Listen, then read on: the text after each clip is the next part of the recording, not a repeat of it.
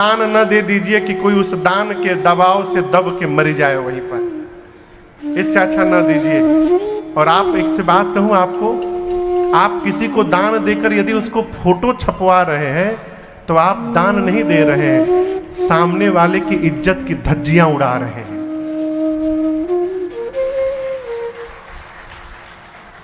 जीवन में कब किसकी स्थिति परिस्थिति करवट ले जाए हो कोई नहीं जानता।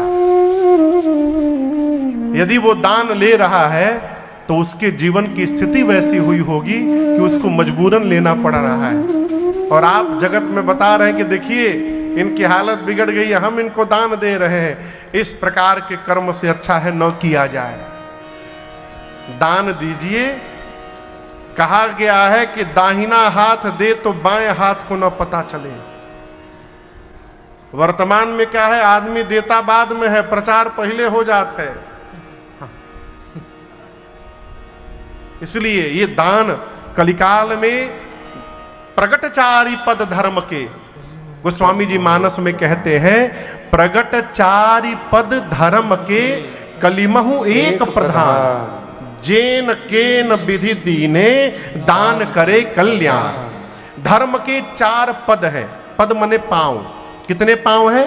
4। जोर से बोलिए। 4। चौकी देखें, चौकी, चौकी में 4 पाए होते हैं। उसी प्रकार धर्म के 4 पांव हैं। क्या है? सत्य, बोलते जाइए, सत्य, तप, दया और दान। ये धर्म के 4 चरण हैं, सत्य, तप, दया और दान। सतयुग में धर्म के चारों पांव सुरक्षित थे। कौन से युग में? सतयुग में धर्म के चारों पांव थे। सत्य भी था उस समय, सतयुग था, तपस्या भी थी, लोग हजारों हजार वर्ष तपस्या करते थे, दया भी था और दान पुण्य भी था। सतयुग के बाद त्रेता जब आया तो त्रेता में धर्म का एक पांव विलुप्त हो गया, सत्य समाप्त हो गया। तप, दया और दान, धर्म केवल 3 पांव पर खड़ा रहा त्रेता में। त्रेता के बाद द्वापर युग आया। द्वापर में आते आते एक पांव और समाप्त हो गया, तपस्या का।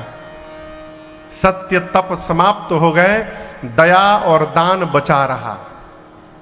अभी हम और आप जिस युग में है ये कलयुग है। कलिकाल में गोस्वामी जी कहते हैं, प्रगटचारी पद धर्म के परंतु कलिमहु एक प्रधान। कलिकाल में केवल एक ही प्रधान पांव बचा है। क्या? दान। सत्य तप दया तो भगवान मालिक है, दान बचा है। गोस्वामी जी कहते हैं, जेन केन विधि कीन है, जैसे भी करिए दान यदि हो रहा है तो वो दान हमारा कल्याण करेगा।